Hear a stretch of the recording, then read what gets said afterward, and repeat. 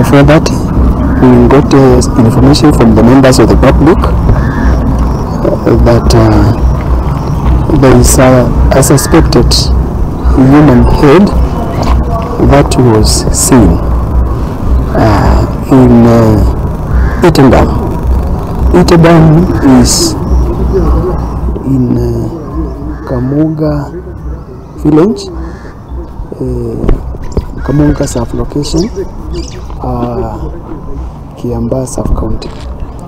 So we dispatched officers to the scene. On arrival at the scene, changamoto tuko nayo hapa ni security. Hakuna security. Hii kama hii dam hakuna, inafaa ikuwe imeangalia vizuri, ikuwe na fence mzuri na iangaliwe juu hata kuna vijana wanakujanga kuswim, haina security ile mzuri. Na hii njia ni mbaya sana. Sinaona vile inakaa. Hii njia watoto wakikuja, hata pengine kuna watu wanakuja hapa uji. Wakiona ukipita hivi anatoka kwa barabara.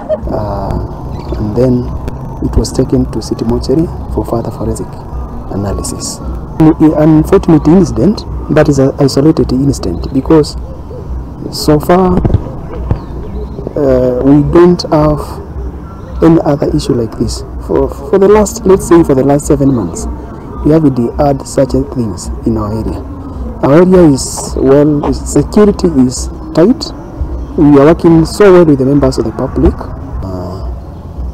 It was wrapped in a purple blouse, and in it also we found a stone.